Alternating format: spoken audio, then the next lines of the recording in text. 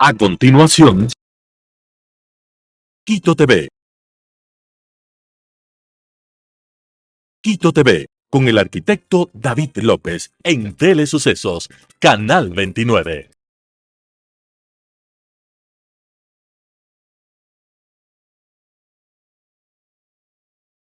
¿Qué tal, amigos, amigas? Bienvenidos a Quito TV, el espacio de la ciudad a través de Telesucesos y sus distintas frecuencias: 29, 29.1, televisión abierta, 73 en Extreme TV Cable, 43 en Claro TV, Canal 6 en Cable Unión, en Alfa TV, y también nos pueden seguir desde cualquier parte del mundo, www.telesucesos.net, nuestra web, nuestro streaming, y además, luego de su emisión al aire de este programa, también lo subimos a YouTube como Telesucesos HD.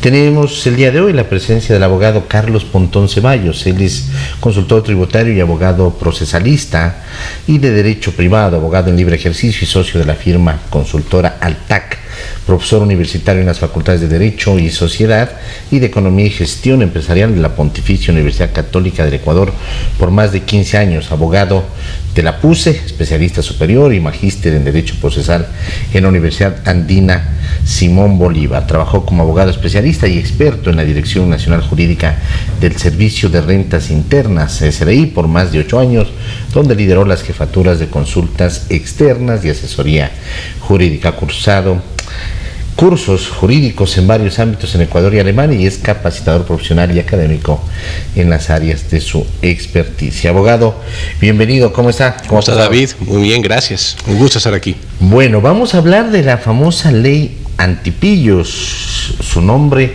realmente es Ley de Alivio Financiero, ¿no? En base al combate de activos, algo así. Pero bueno, toda ley, por lo general, y esta no debe ser su excepción, al final dice entrará en vigencia cuando sea publicada en el registro oficial. Y es que así que el 10 de diciembre pasado fue publicada en el registro oficial.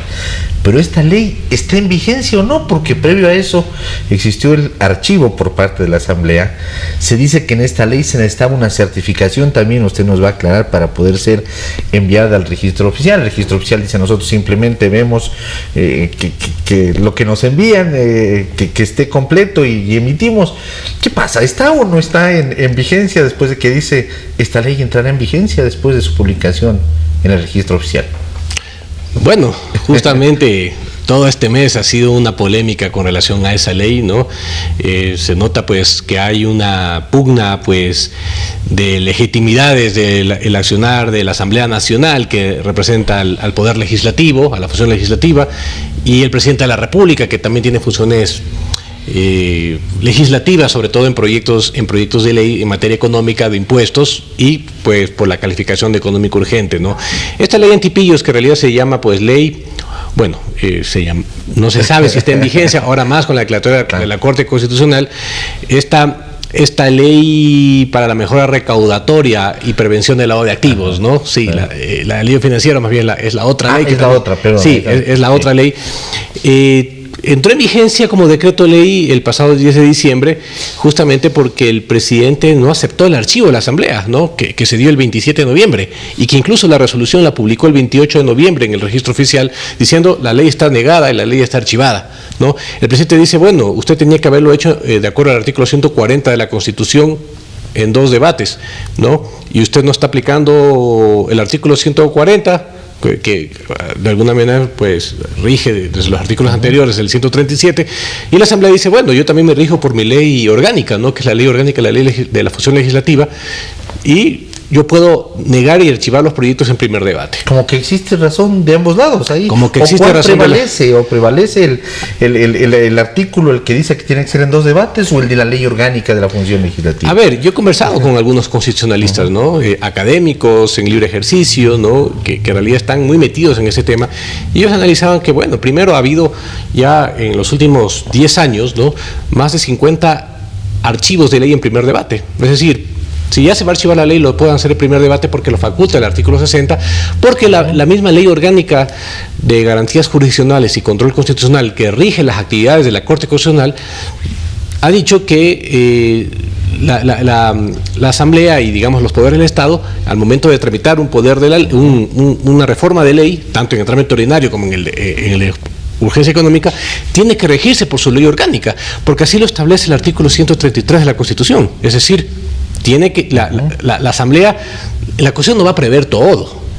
La Constitución establece lineamientos generales que no pueden ser vulnerados, pero que ya en los detalles se rige, porque lo dice el 133 de la Constitución, hacer una función del Estado, la Asamblea se rige por su ley orgánica, así como la función judicial también se rige por su ley orgánica, que es el Código Orgánico de la Función Judicial. Entonces, yo en ese sentido, yo sí le doy la razón a la Asamblea.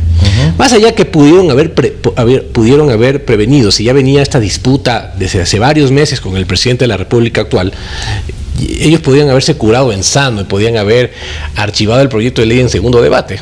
Como dice, ¿qué les costaba? Sí van a ratificar los votos. Sí va a ratificar los votos. Dice, bueno, incluso yo oí hablar al doctor Alejandro Muñoz, secretario de la Asamblea, decir, bueno, por economía procesal, ¿no?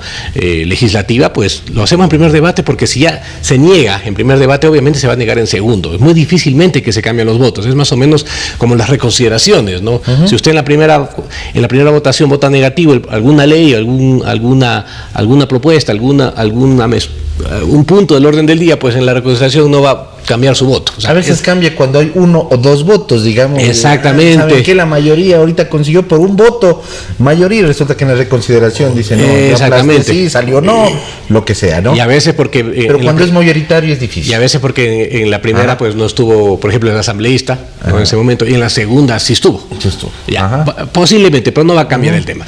Bueno, lo cierto es que el presidente dice, yo no acepto. Manda a pedir la certificación a la Asamblea Nacional, a la Secretaría, tengo entendido, para ver si la ley ha sido aprobada o ha sido negada. La Asamblea todavía no responde y el presidente dice, bueno, yo no necesito eso porque ya pasaron los 30 días y por lo tanto mando a publicar el registro oficial. Y obviamente expide el 10 de diciembre el decreto ley, ¿no? Ya obviamente sin aprobación, sin la supuesta negación, y expide el decreto de ley. Entra al registro oficial, ¿no? Lo publica el registro oficial, que no tiene más competencias que publicarlo.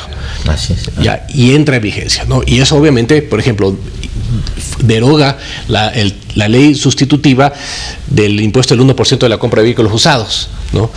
Y sale el nuevo texto diciendo que las tarifas a la compra de vehículos usados se fijará en el reglamento, que no podrán superar el 5%. ¿El reglamento? ¿Cuándo viene? No hay reglamento todavía. No hubo reglamento, ni siquiera en esos es decir, 5 si hay una días. transacción en este momento, digamos, en el tema de los vehículos, no se puede aplicar. No se puede aplicar. Por más que hay ley, pero no hay reglamento. Correcto. ¿Cómo aplico? Correcto.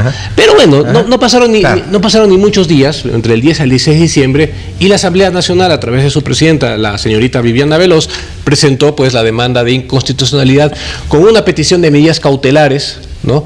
Para que la ley, hasta que se pronuncie la Corte Constitucional, que no se sabe cuánto puede demorarse 1 año, puede demorarse 2 años, puede demorarse 10 años, como ya pasó con la Ley de Fomento Ambiental, que la declaró inconstitucional por la forma desde el 2012, la declaró inconstitucional en el año 2022, imagínense. Bueno, dijo, vamos a suspender los efectos porque hay indicios de que esta norma tiene pues algunas vulneraciones, algunos preceptos que ya ha resuelto la Corte Constitucional anteriormente, y la suspende. Es decir, ahorita en este momento la ley no está surtiendo efectos. Suspende la Corte Constitucional. La Corte Constitucional como medida cautelar. Como medida cautelar, que lo puede hacer, ¿no? Como básicamente diciendo, mire, hasta que se resuelva la ley, sí, que eso hasta implica. Que estudiemos, hasta que verifiquemos. Claro, que no es implique pronunciamiento de fondo, la ley queda suspendida, mejor no lo toquemos, porque hay indicios de que la ley, sus efectos pueden ser muy nocivos para la sociedad. Sobre todo por el tema principal, el impuesto a la compra de vehículos usados.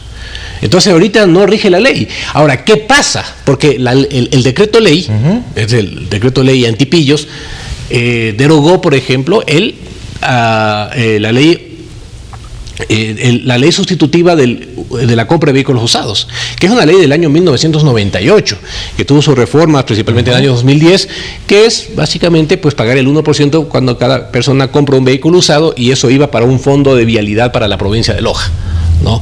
Ahora este texto que está derogado por el decreto de ley, el decreto de ley a su vez queda suspendido. ¿Qué pasaría entonces con la ley anterior? Claro. No se aclara, ¿no? Yo he conversado con constitucionalistas y me han dicho, no, bueno, si se suspende, pues la ley anterior sigue en vigencia. Debería la Corte Constitucional decir, se suspende y por el momento, correcto, o de aquí a hacer una aclaratoria, existe, claro, eso supuesto. no lo dice. No lo dice, por lo menos yo no he sabido que lo diga eso, pero lo lógico sería que la ley anterior, que en este impuesto del 1% de los vehículos usados, ahora en la práctica quede eso, ¿no? En la si práctica compra y vende, hoy día usted me vende su carro, yo le compro y vamos, y seguramente se cargará el 1%. Seguramente se carga el 1%. Ajá. Entonces, la anterior ley, como queda suspendida, pues entonces todavía no estaría derogada, ¿no? Ley orgánica para la mejora recaudatoria a través del combate al lavado de activos, así se llama, ¿no? Sí, Sino exactamente. Nosotros les ponemos también, además, hay apodos a las leyes, la ley antipillos, la ley no más apagones, algunas de las últimas que han... Correcto, últimamente tenemos esa tendencia de poner nombres rimbombantes, apodos a las cosas, ¿no? A los casos judiciales, ¿no? Por ejemplo, Ahora, dentro de su experiencia y de lo de usted, abogado, usted debe de haber leído, por supuesto, el texto de este proyecto de ley. Sí. Hay cosas interesantes, hay cosas... Sí, ya, en el fondo, incluso, bueno, hasta antes que la Asamblea Nacional, la Corte Constitucional haya puesto la medida cautelar por petición o la acción de la Asamblea Nacional, había unas cosas interesantes. Por ejemplo, el tema de darle más poderes a la Unidad de Análisis Financiero, a la UAFE. A la UAFE. ¿No? Ciertas reformas, tanto en el Código Orgánico Integral Penal como en la Ley para la Prevención del Lavado de Activos, pues había unas normas, por ejemplo, que la UAFE sea un sujeto procesal dentro de los procesos, conjuntamente con la Fiscalía, que la UAFE pueda pedir congelamiento de fondos si es que encuentra una sospecha en su análisis técnico de detectar un caso de lavado de activos. Hoy no pasa eso, por ejemplo, con la UAFE. No pasa eso. La UAFE es una entidad eminentemente técnica y analítica, no tiene funciones de fiscal. Y cuando detectan algo, ¿qué tiene que hacer? Enviar a la Fiscalía, informar. A la Fiscalía. ¿No? Pues se llama unidad de análisis, ¿no? Que así son las unidades de análisis en el mundo, ¿no? La unidad de análisis financiero internacional, pues, tiene ese contexto de establecer parámetros, ¿no? En función de la información que le va llegando. Normalmente información que es dada por los mismos sujetos obligados a reportar a la UAFE, como los patios de compraventa de vehículos, las inmobiliarias, las constructoras, los bancos, las cooperativas de ahorro y crédito, las fundaciones, los equipos de fútbol. Bueno, son segmentos que tienen que reportar a la UAFE. Ellos analizan la información y si ven movimientos sospechosos, movimientos inusuales, reportados por el oficial de cumplimiento nombrado por la propia persona, por el propio sujeto obligado, pues la UAFE tiene que reportar pues a la Fiscalía, ¿no? Ahora, claro, en la práctica, ¿qué ha pasado? En la práctica ha habido muy pocos casos, contados con los dedos de las manos, que ha llegado, por ejemplo, una condena penal por el lavado de activos.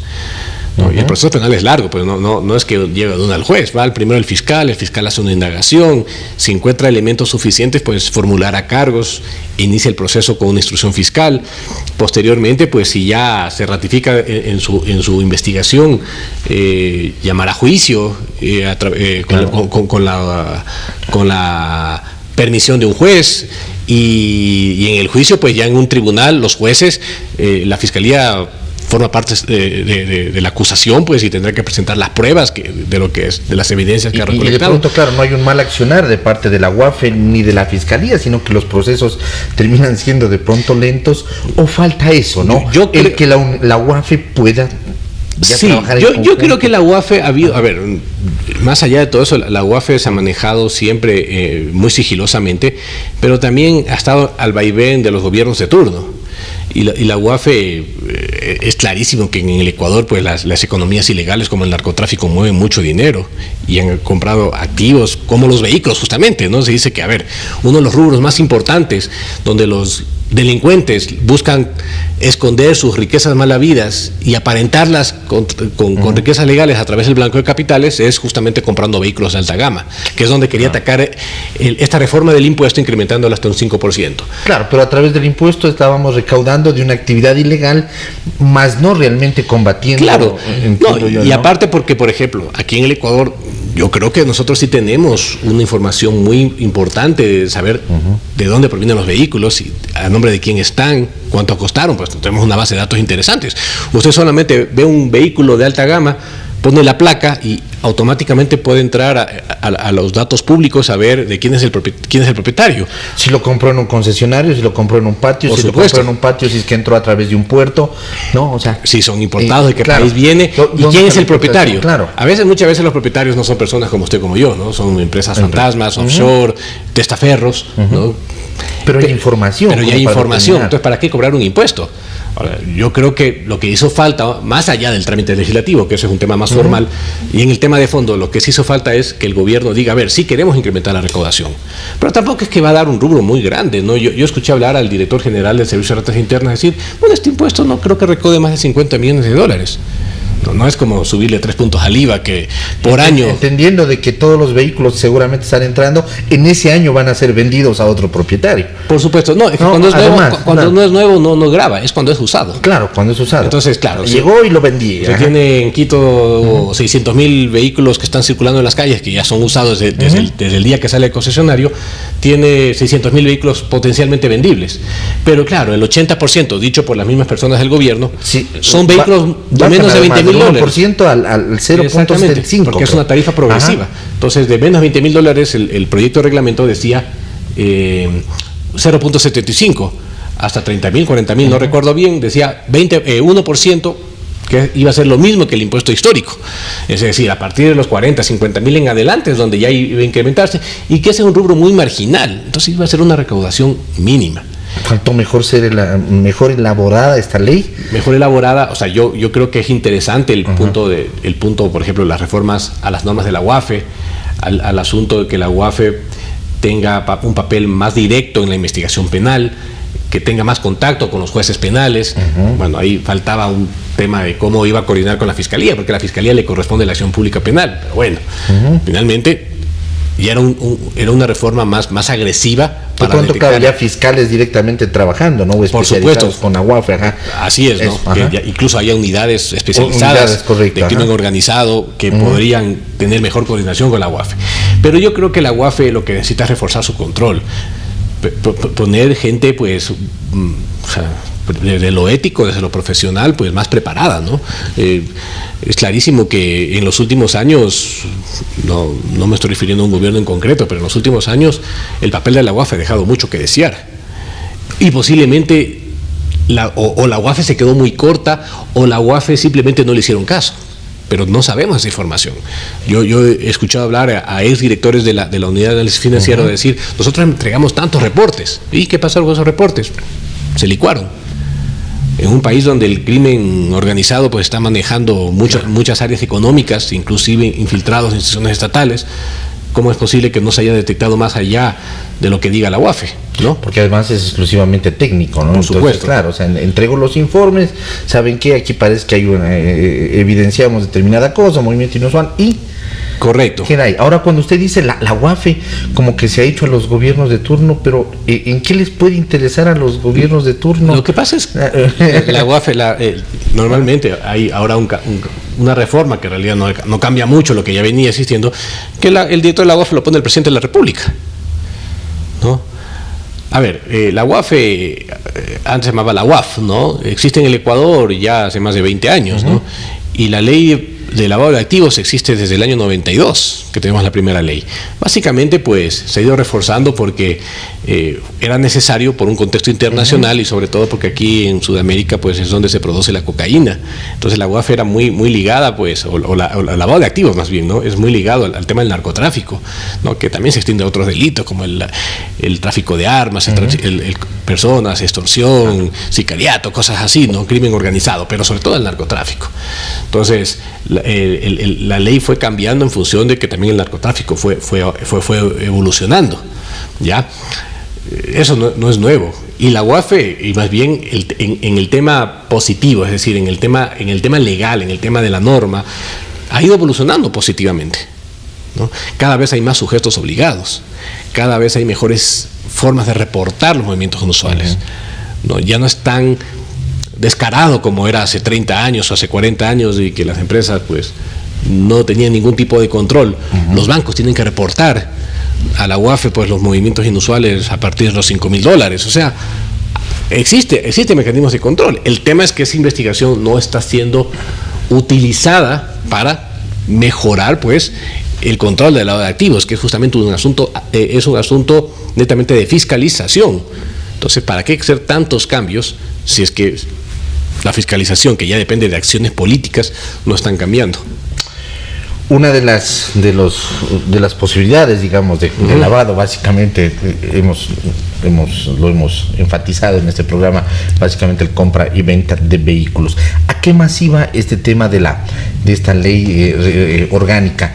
También iba, por ejemplo, al tema bienes raíces. Usted habló algo, por ejemplo, de los equipos de fútbol. Sí. ¿Tenía algo que ver con esto? Sí. Porque también además sí. existe un tema de que los equipos tienen que convertirse en sociedades anónimas, ¿no? Correcto, ¿no? Ajá. Es una vieja lucha del fútbol ecuatoriano, del fútbol profesional y del deporte profesional, que los clubes deportivos puedan, no se les obliga, pero puedan transformarse en sociedades anónimas deportivas para mejor control, justamente por el lavado de activos. Uh-huh. Hace reformas, por ejemplo, a la ley de compañías, hace reformas inherentes a la ley del deporte, ¿no? Diciendo que los equipos pueden convertirse en sociedades anónimas deportivas, ya tendrían un control más allá del Ministerio del Deporte, ¿no? Obviamente, claro, pasan a ser también sujetos obligados de la UAFE. Bueno, ya lo existía, aunque formalmente ya lo existía, pero materialmente creo que era muy poco. También ya comienzan a pagar impuestos, entonces el SERI también puede controlar su flujo financiero. Tienen que nombrar auditores externos para auditar sus balances, sus estados financieros. Entonces yo creo que eso sí era necesario. Los clubes, obviamente, el fútbol mueve mucho dinero, ¿no? Sobre todo el fútbol mueve muchísimo dinero, y todavía seguir amparados en una ley antigua, ¿no? Que es la ley del deporte, como clubes deportivos que son entidades privadas sin finalidad de lucro, ¿no? Era complicado porque ahí justamente se desvían los dineros, ¿no? Y Ecuador está un paso atrás. Y Ecuador está un paso atrás. Bueno, muchos países del mundo todavía están un paso atrás. Claro, por supuesto, pero de pronto es hasta intencional el tema. Puede ser intencional y adicionalmente también es perjudicial, porque, por ejemplo, muchos equipos brasileños que ahorita están dominando el fútbol sudamericano, pues están constituyendo sociedades anónimas, son equipos millonarios. Entonces también les puede ayudar a los equipos a capitalizarse. Están regresando jugadores que estuvieron en Europa. Por supuesto. Regresan al fútbol brasileño. Y han sido campeones, pues las últimas 6 Copas Libertadores, todos los equipos brasileños ganan, ¿no? Ya ni los argentinos pueden competir contra ellos. Entonces es justamente por ello, ¿no?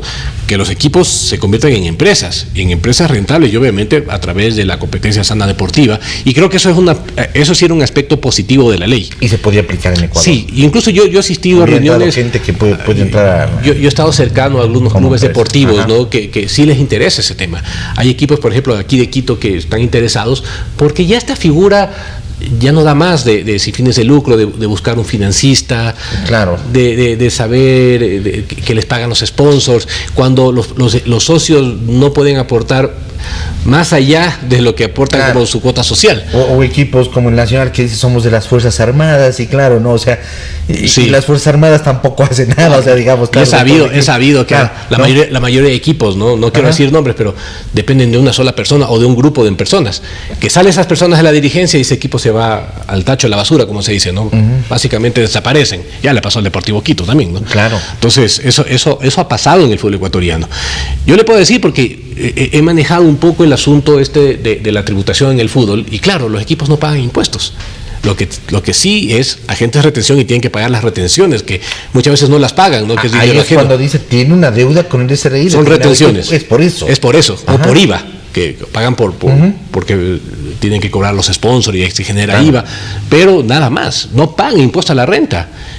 Y muchas veces son financiados, hablando de presupuestos de más de 20, 30 millones de dólares al año, ¿no? Mueven muchísimo dinero, venden jugadores, claro, y no pagan impuestos por sus rentas, por sus riquezas, ni por sus propiedades. Claro. Entonces, ese asunto, los clubes tienen que transparentarse, y esta ley era ideal, pero ahora que está suspendida, pues otra vez vuelve al congelador el asunto, ¿no? Y los equipos tienen todavía la dificultad histórica de poder mejorar su economía como club social. En el caso eso del fútbol. Abogado, se nos ha acabado el tiempo, pero ha sido grato hablar con ustedes. Esperamos de aquí a hablar el próximo año seguramente. Seguramente. Así queda, porque ya queda muy poco tiempo para poder seguir viendo qué pasa con esta ley. O sea, está en una suspensión, después vamos a ver qué es lo que sucede en los próximos días, en el próximo año prácticamente. Sí. Y de ahí para adelante, ojalá se pueda sacar lo positivo de esta ley. De pronto se puede volver a presentar otra ley, si es que Por ya supuesto. debe ser así, ¿no? Por supuesto, pero para eso, o sea, la Asamblea tendría que derogar la ley, pero el presidente de la República tiene que presentar el proyecto derogatorio, porque él tiene la potestad de presentar los proyectos de ley en materia de impuestos, para derogarlos incluso. Imagínense, el gobierno actual no va a hacer eso, a menos que cambie de gobierno, ¿no? Al menos en estos próximos meses que vamos a estar enfrascados en una campaña electoral que ya se viene dando, creo que va a ser muy difícil un poco, además Sí. que prestemos atención a esta ley. Sí, correcto, ¿no? Y yo creo que ahorita está en manos de la Corte Constitucional, veamos cuánto tiempo se va a demorar, muy difícilmente lo va a sacar antes de febrero. Yo creo que Tiene bastante trabajo, además, la Corte tiene bastante Constitucional. trabajo Y por más que dé prioridad, Claro, ya ha exactamente. dado prioridad a varios casos también. Y Por supuesto, es trabajo. ¿no? Y no es un caso de un acto administrativo que se lo puede revocar a través de una acción de protección, de una revisión, de una sentencia de acción de protección. Es directamente competencia de la Corte para resolver en un proceso único la constitucionalidad de una norma, ¿no? Que históricamente se ha demorado más de 2 años, siempre pues, en pronunciarse en el mejor de los casos. Abogado, muy gentil por haber estado aquí. Encantado, pues, siempre las órdenes. Amigos, ha estado con nosotros el abogado Carlos Pontón Ceballos, consultor tributario, abogado procesalista y de derecho privado. Hemos hablado el día de hoy de la ley orgánica para la mejora recaudatoria a través del combate al lavado de activos, la conocida ley antipillos. Está en suspenso, está suspendida por parte de la Corte Constitucional. Veamos qué pasa el próximo año, en los próximos meses. Amigos, que pasen bien, hasta la próxima. Felicidades. Las opiniones vertidas en este espacio por la producción y dirección del programa son de exclusiva responsabilidad de sus autores y de quienes intervienen en ellos.